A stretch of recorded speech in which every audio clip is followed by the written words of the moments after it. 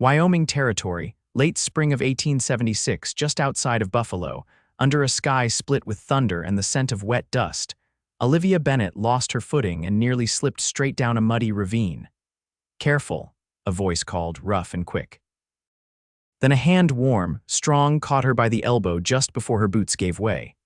"If you fall," he said, eyes fixed on hers, "I'll be the one who catches you every time." She stared at him, breath stuck in her chest. Rain hit the brim of his hat and rolled down his dark coat. He was taller than her by a head, his jaw lined with stubble the color of prairie dirt, and his hand stayed firm around her arm until her feet dug steady into the earth again. "Thank you," she muttered, glancing away. The cowboy tipped his hat back. "Name's Ryder Vaughn."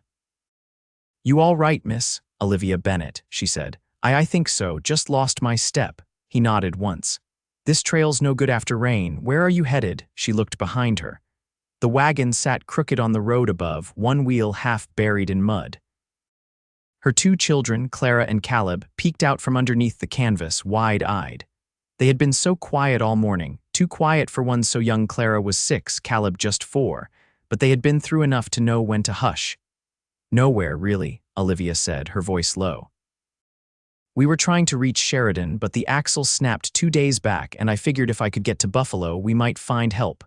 Ryder looked at the wagon, then back at her. "You got no one with you?" "No." Her throat tightened.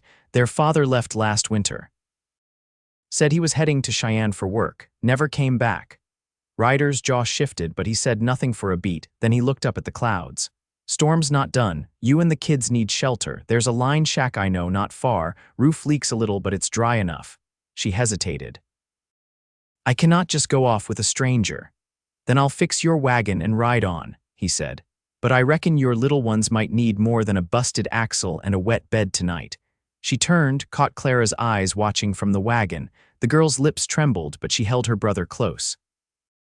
"All right," Olivia said, "if it's close." "It is." He helped her back up the slope, careful not to touch her more than necessary. She noticed that how he kept his distance once she was steady, how he treated her with respect but without pity. He lifted Caleb into his arms without being asked and helped Clara climb down, then handed Olivia a blanket from his saddlebag. The shack was a mile east, tucked between cottonwoods and set back from the trail. It was no bigger than a barn stall, but Ryder got a fire going fast, and the warmth filled the space quick. Olivia sat near the hearth with her children curled beside her, watching Ryder work with calm hands and quiet care. He took off his boots at the door, set out biscuits he had wrapped in cloth, and passed each of them a tin cup of water. "Not much," he said, "but it'll hold us till morning." "You did not have to do this," Olivia said. "I know."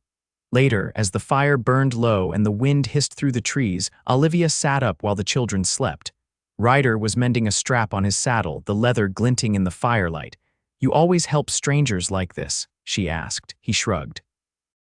"Not always. So why us?" He looked up. "Because you looked like you had not been helped in a long time." Her breath caught. She had not meant to let anything show, but the truth sat heavy in her chest. She had been alone since December, when Morgan left her with 2 children, a pile of overdue debts and promises that had never once held weight. Since then, she had scraped by sewing for ranch wives and cooking for travelers, trying to keep her babies fed and warm. "I do not know what I am doing anymore," she whispered, more to herself than to him. Ryder sat back, arms resting over his knees. "You are doing just fine." She looked into the fire, unsure what to say to that. But something shifted in her, then not quite trust. Not yet, but a loosening of the knot she had carried for so long. The next morning, Ryder walked out before sunrise and returned with the broken axle tied to his horse. He spent the next few hours repairing the wagon, hands steady, sweat shining on his brow. Clara sat beside him, asking questions, and he answered every one like she was a grown woman. By midday, the wagon stood ready. "You are free to go on now," Ryder said, wiping his hands on a rag. "Or you can head to my place. It is a few miles north, but I have a proper barn and a spare room, no strings." Olivia tightened her grip on the reins. "Why would you offer that?" "Because you need help," he said, "and because I want to give it." She looked at his eyes, clear, honest, not pushing. "Just offering." Caleb tugged her skirt. Mama, I like him. She smiled down at her son, then looked back at Ryder. I do not want charity. It is not charity, he said. It is a hand. She studied him a long moment, then nodded. At his homestead, Ryder showed them the rooms small but clean and the barn where the horses were kept. He gave Clara a brush and let her help with the mare. Caleb followed him around like a shadow. Full of questions, Ryder never seemed tired of answering. Days passed. Olivia helped with meals and cleaned the house without being asked. At night, they sat on the porch under the stars. She told him about her old life in Kansas, about the farm her parents lost in a fire. He told her about drifting cattle from Texas to Montana, about the brother he lost to fever. One evening, as the sun set low and the sky turned gold, Olivia stepped off the porch too quick and tripped over a loose plank. Her foot twisted and she stumbled forward, but Ryder was there, arms around her before she hit the ground. I told you, he said, holding her steady, if you fall, I'll be the one who catches you every time. She looked up at him, heart pounding. His face was inches from hers, his breath warm. I think I already have, she said softly. He leaned in, slower than the wind moved through the grass. She did not pull away. Their lips met, and the world went still. The late June sun hung low when Ryder rode back from the south field, shirt damp with sweat, rope coiled across his saddle. Olivia stood near the well, wringing out a cloth, her hands raw from scrubbing shirts that weren't hers. She didn't see him right away. He paused, watching her lean into the pump, her brow furrowed in thought, her sleeves rolled past the elbow. You always work like someone's chasing you, he said, easing down off the saddle. I work like someone's depending on me, she replied without looking up. He stepped closer, not touching, just near enough that she could sense his presence over the heat rising from the earth. You could let someone else carry it for a while. She straightened then, turning toward him with her mouth pressed into a line. I've learned what happens when you lean too hard. Ryder nodded slowly. Fair, she blinked, surprised by the absence of argument. You're not going to tell me I'm wrong? No, he said simply, but I'll keep showing you I'm not going anywhere. The pump handle creaked as she let it fall. I don't know what to do with that. You don't have to know, Ryder said, voice steady. You just have to let it be true. That night, Clara tucked herself beneath the quilt without complaint. Olivia kissed her daughter's forehead, then bent low to Caleb, who was already half asleep with his cheek mashed against Ryder's old shirt, now his favorite blanket. When she stepped out onto the porch, she found Ryder sitting on the edge, sharpening his knife with slow, practiced pulls along the whetstone. The moonlight caught the curve of his jaw, made the scar above his brow silver. You don't talk much about what's ahead, she said. He didn't look up. Not much to talk about. Sun comes up, I work. Sun goes down, I sleep. And after that, he set the knife down. You mean 10 years from now or tomorrow? Either, she said. He ran a thumb along the blade's edge, then set it aside. I used to think I'd keep drifting. Never saw a reason to stop, until you came down that ravine like a ghost with fire in her eyes. She folded her arms, leaning against the post. I wasn't looking to be saved. I know, he said gently. But that doesn't mean you don't deserve to be. The wind picked up, rustling the cottonwoods beyond the barn. She looked out at them, then down at the empty space beside him. She sat without speaking, her skirt brushing his boot. I don't sleep easy, she said after a long pause. Sometimes I wake up and forget where I am. I keep thinking I'll turn and find an empty bed or worse, no roof. Ryder didn't try to soothe her with soft words. Then I'll keep the fire going until it gets easier. She looked at him, really looked. His face was quiet, not expectant. There was no hunger in his gaze, only the kind of steadiness she'd thought didn't exist in men anymore. There's a part of me, she said slowly, that wants to believe you. And another part that's waiting for everything to break again. That second part, he said, has had to carry too much weight. Let the first part breathe a little.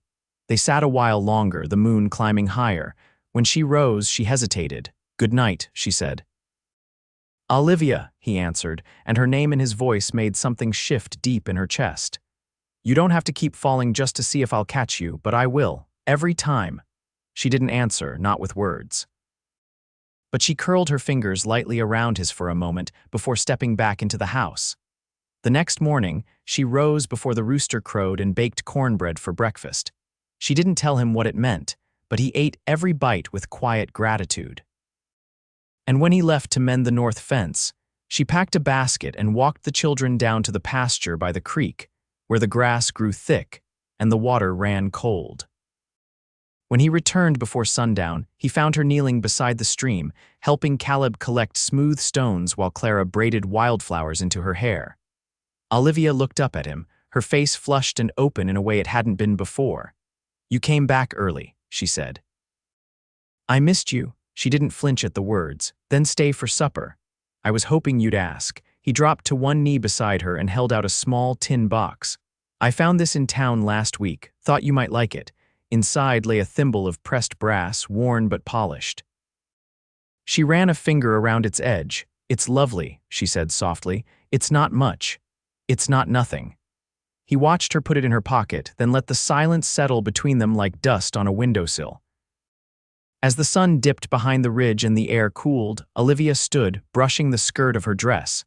"Let's go home," she said. He didn't correct her, didn't say "your home" or "my place." Just took Caleb's hand and followed her back through the grass.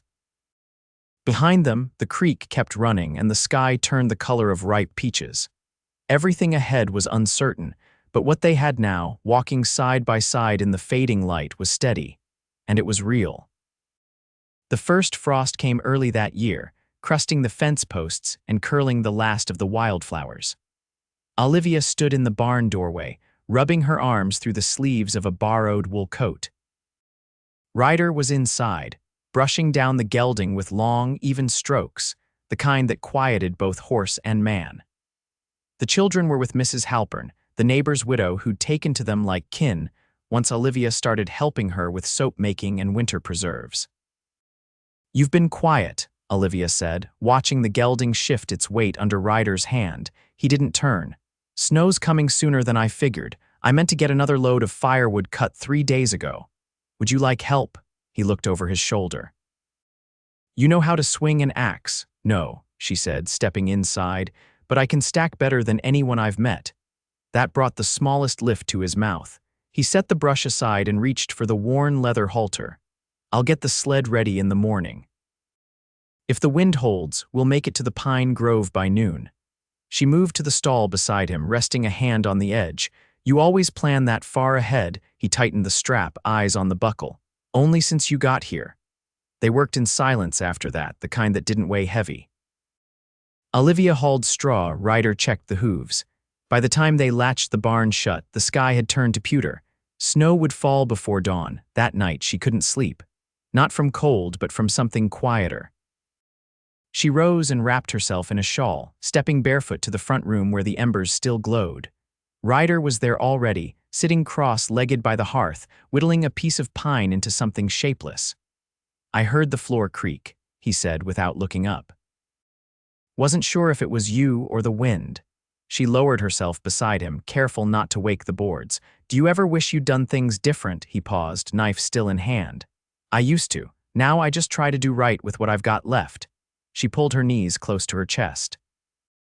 "Sometimes I lie awake thinking about who I used to be, what I let happen, what I didn't stop." "You didn't let anything happen," he said. "You endured it, that's different." She reached out, fingers lightly brushing the edge of his work. "What are you carving?" "Nothing yet. Just trying to see what's inside it." She turned the sliver of pine in her hand. "That's how I feel most days, like I'm waiting to see what's left of me." He set the knife aside and faced her fully. "There's more than you know." Her breath hitched, but she nodded once and leaned into his side. He didn't speak again, just rested his hand over hers, letting the quiet do the rest. The next day, they rode out with the sled. The pine grove stood tall and unbothered by the wind, and Ryder showed her where to place her feet so she wouldn't twist her knee on the icy roots. She didn't complain when the axe handle blistered her palms, and he didn't offer to take over unless she paused. They worked in rhythm. "Cut, Carrie. Stack until the sun hung low and the sled groaned under the weight of their labor." On the ride back, she sat beside him, one of his coats wrapped around her shoulders. Her hands were rough, her cheeks red, but she looked east toward the hills with a softness he hadn't seen before. "You ever think about staying?" she asked. "I already did." She turned to him. "I mean for good." He kept his eyes on the trail. "That depends. On what?" on whether you'll stay too. She didn't answer right away. The sled creaked, the horse's breath rising in clouds. At last, she said, I think I already have. That evening, when they returned to the homestead, Olivia sent Clara to fetch kindling while she washed the soot from Caleb's cheeks. Ryder stood at the edge of the room, watching the small scene unfold without stepping into it. Later, after the children were asleep and the fire burned steady, Olivia found him sitting on the porch, one boot tapping slow against the rail. She joined him without a word, the night colder now, stars sharp above them. He handed her a tin cup of tea, steam rising in the dark. I've got land enough for a second house, he said after a while. Maybe not this winter, but come spring I could start laying the frame. She traced the rim of the cup. You planning to live in that second house? No, he said. I'm planning to build it for a family. With someone who makes the cold feel like nothing. She looked at him then, really looked, and saw the steadiness in his jaw, the way his shoulders didn't flinch from the wind. She set the cup down and reached for his hand. I don't want a second house, she said. I want one. Shared? He didn't smile, just leaned forward and pressed his forehead gently to hers. I'll catch you every time, he whispered. I'm not falling anymore, she said. I'm already with you. And he held her there, under the Wyoming stars, the night no longer something to brace against. By early December, the air settled into a silence that only Wyoming winters could hold, thick, still, and edged in cold. The land lay pale under its first real snow, and the creek behind the barn had begun to crust with ice. Olivia's hands had grown quicker with the knitting needles, and the children's feet stayed warm in the wool socks she finished by oil lamp after supper. That morning, Ryder came through the door brushing snow from his shoulders, a long canvas roll tucked under his arm. You ever seen one of these? He asked, unwrapping it on the kitchen table. Olivia stepped closer, wiping her palms on her apron. Is that a surveyor's map, old one? He said. Found it behind a barrel in the storage loft. Belonged to my uncle, I think. Shows boundary lines before the railroad cut through. Thought you might like to look. She leaned in, tracing the faded trails with one finger. I didn't know this land used to be part of the Crow hunting grounds. He nodded. They moved through here with the buffalo. My uncle said he once saw 10,000 of them pass right near the hill where the barn stands now. Took 3 days. She paused. It's strange, isn't it? How something can be one thing so long and then suddenly it's something else. Land remembers, Ryder said, folding the map again. Even when men don't. That evening, she watched him from the parlor window as he tied down the barn's storm shutters. His movements were slow, deliberate, like he was measuring more than just the boards. When he came in, she handed him the bowl of stew she'd ladled for herself and poured another without asking. You ever think about what comes next? She asked, settling across from him. He looked up. You mean after the snow melts? I mean after the quiet ends. He chewed, then set the spoon down. You think this is quiet? It is, she said, but not empty, just waiting. He pushed the bowl aside. I was offered a deal last week in town. She straightened. What kind of deal? Stock buyer from Cheyenne stopped me outside the feed store. He's looking to lease grazing rights out past the ridge. Offered more than fair money. She studied his face. You didn't mention it. I wasn't sure if I should, he said. It would mean less land for us to work come spring, but it'd cover seed, more chickens. Maybe a real schoolbook for Clara. Olivia folded her hands in her lap. I think we should decide together. You're not just saying that. I've never said anything I didn't mean to you. His shoulders lowered.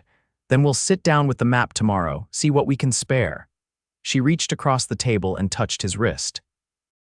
You've stopped thinking like one man. I've started thinking like a husband. They didn't speak of it again that night, but when he stood to bank the fire, he paused beside her chair. She looked up and saw him watching her the way he always had, not with urgency or demand, but with a kind of quiet certainty. He bent, kissed her temple, and said nothing more. 2 days later, after a snowfall thick enough to silence the road, Olivia found Clara crouched beside the hearth, drawing shapes in the ash with a stick. What's that meant to be? Olivia asked, crouching beside her. A house, the girl said. Ours, but with more rooms. Olivia smiled. And who lives there? You do, Clara said, And Mr. Ryder and me and Caleb and maybe a baby too, but only if he doesn't cry too much. Olivia brushed her daughter's hair back. You'd be a good sister. Clara looked up. Are we really going to stay here forever? I think, Olivia said slowly. We already are. That night, Ryder brought in a small fir he'd cut from the grove. He leaned it in the corner and let the children wind thread through dried apples and popcorn for garland. Olivia hung her mother's old tin star at the top, bent but still catching light. After the children were asleep, they stood together in the doorway, watching the fire's glow flicker across the walls. You ever think, Ryder said softly, that all we were missing was someone to stand still for? She turned to him. I wasn't missing. I was just waiting to be found by someone who'd see me plain. He slid his hand into hers. Then I reckon we both stopped wandering. Outside, snow fell again, soundless and sure, covering the tracks of everything that came before. Inside, the house held warmth in every corner, built not from luck, but from the quiet, steady choosing of two people who had no more need to run. A thaw came in late February, quiet and early, with thin streams of water trickling beneath the snowbanks and birds testing their voices long before dawn. Olivia stood in the root cellar, checking the last of the winter stores. Her fingers brushed across the sacks of beans and the row of sealed jars. Most of the pears were gone, but the apple butter would hold. She made note of what needed replacing once the roads cleared. When she climbed the ladder back into the kitchen, she found Ryder at the table, sleeves rolled, ledger open. He was tracing the columns with the side of his thumb, eyes narrowed. Something wrong? She asked, brushing dust from her skirt. He looked up. No. Just thinking on what to trade in town once the wagon's steady again. She stepped beside him, glanced at the page. You planning to sell the brown mare? He tapped the paper. She's sound, but she won't carry young again. I figured she'd do better pulling a milk cart than pacing the pasture. Olivia nodded slowly. You'd let her go after all that work breaking her? She's done her part, Ryder said. Seems fair to let her finish light. She rested her hand on the table's edge. You don't hold things too tight, do you? He tilted his head. Not unless they want to be held. She leaned down, kissed the top of his hand, then turned to stoke the fire. He watched her a moment longer, then picked up the pencil again. That week, snowmelt turned the yard to thick mud, and Caleb came down with a fever. Olivia stayed beside his bed through 2 nights, trading off with Ryder between wiping his forehead and heating broth. They didn't speak much during those hours, but when Olivia's hands began to tremble from fatigue, Ryder drew her aside gently and pressed a folded cloth into her palm. You need rest, he said. You've done all you can, he'll mend. She looked toward the bed. He still whimpers when he dreams. I did too once, Ryder said. He'll forget in time. She didn't ask what he'd meant. Instead, she let him guide her to the rocking chair and tucked the blanket around her shoulders when she fell asleep there. By the end of the week, Caleb's cheeks had color again, and Clara insisted on feeding him herself. Olivia finally stepped outside alone, walking the fence line where the snow had receded. The wind was warmer now, carrying the smell of thawed earth and pine. She found Ryder mending a gate post that had split near the base. His hat was pulled low, and he was talking quietly to the dog that had taken up with them midwinter, a mutt with one torn ear and a fondness for following Olivia from room to room. When did you name him? She asked, nodding toward the animal. I didn't, Ryder said. He answers to hey dog, and I figure that's enough. Clara calls him Birch. He glanced down. Well, maybe Birch it is then. She stood a while longer, watching the dog circle the post twice before curling up in the sun. You ever think about having more children? Ryder said, setting the hammer down. She met his eyes. If we could. He stepped over the broken slat and stood beside her. If we're given the chance, I'd raise a dozen with you. She laughed softly. Let's start with one. He took her hand, kissed the inside of her wrist. Whatever you want, live. However you want it. That night, after the children were asleep and the wind died down, she lit a candle and set it between them on the bedside table. I've been thinking, she said, brushing out her hair, we should build a cupboard in the back room. Once we move the spinning wheel. For what? He asked, already pulling off his boots. Bedding, baby clothes maybe. He stilled, then looked at her. Are you sure? She nodded, her smile small but certain. I've missed the sound of tiny feet. If it comes, it comes. If not, this is enough. He set his boots aside, crossed the floor, and wrapped his arms around her from behind. I'll build the cupboard tomorrow. In early April, they rode into Buffalo together, the children bundled in shawls, wagon creaking under seed sacks and dried flowers Olivia had traded for with the Halpern widow. The town was still muddy at the edges, but the sky was clean and blue, and people had begun nodding to Olivia like she belonged. At the general store, she picked out a bolt of muslin, and Ryder bought a kettle to replace the one with the cracked lip. Outside, he knelt beside Caleb and tied the boy's boot tighter, then stood and offered his arm to Olivia without a word. She took it.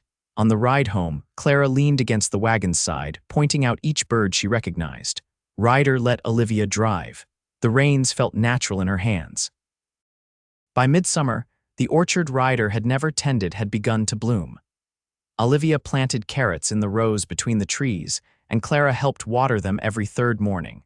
Ryder dug post holes for the chicken yard, and Caleb named each new chick after stolen words from his mother's stories.